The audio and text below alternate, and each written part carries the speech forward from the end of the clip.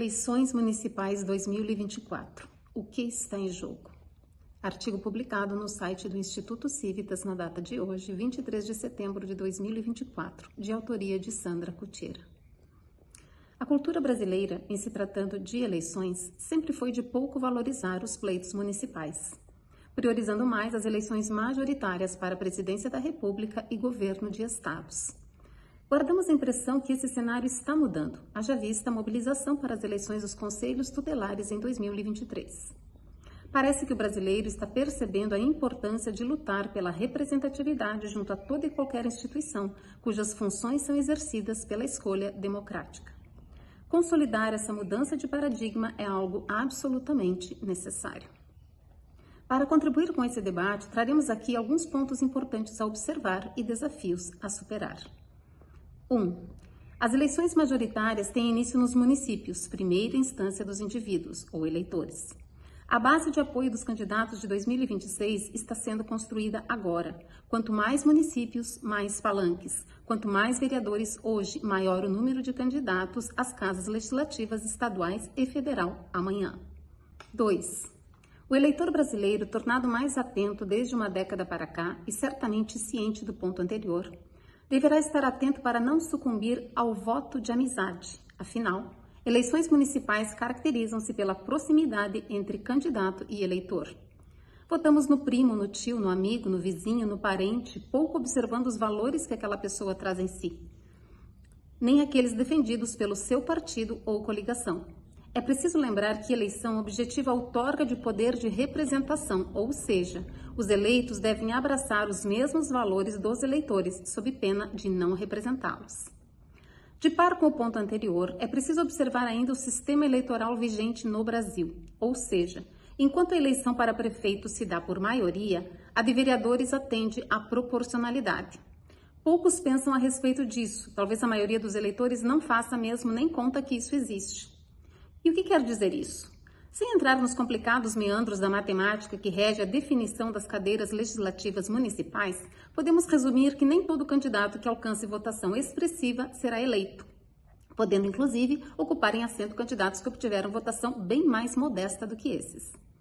E que campeões de votos deixam suas sobras para candidatos que jamais seriam eleitos diretamente pelo povo. Por quê? Porque cada cadeira exige um número mínimo de votos que devem ser alcançados pela legenda, partido único não coligado ou conjunto dos partidos de uma coligação. Essa é a barreira partidária, ainda existe a do indivíduo, pois o candidato tem de superar a cláusula de barreira, ou seja, um percentual mínimo dos votos da legenda.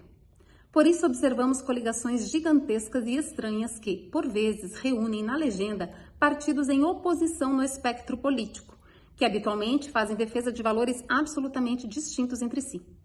É também por isso que vemos candidatos outrora de um extremo do espectro, quase que por mágica, apresentarem-se como candidatos por uma sigla de centro, dita mais moderada.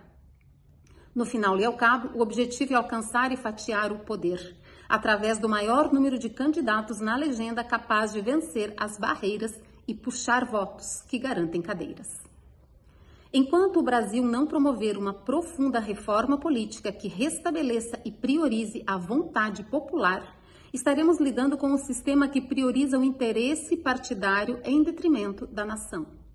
Por isso se faz tão importante observar o conjunto, o indivíduo, a coligação e as ideologias em pauta, em cada uma dessas esferas. Quando antagonistas históricos surgem de mãos dadas, muito provavelmente não é uma união para o bem de todos, ou contra um mal maior. É puro e simples jogo para a garantia do poder. 3.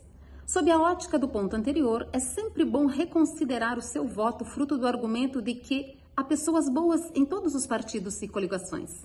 Por mais seja uma afirmação verdadeira, seu voto pode estar contribuindo para a eleição das velhas raposas da política que, não mais capazes de convencer eleitores, estão à espreita das sobras dos votos do seu candidato. 4. É também preciso considerar, na toada dos pontos anteriores, a independência com que o candidato tem atuado, se for alguém concorrendo à reeleição, e a ideologia que abraça. Partidos costumam ter seus caciques ditadores de regras e ideologias sequestram almas. ainda que sejam boas almas.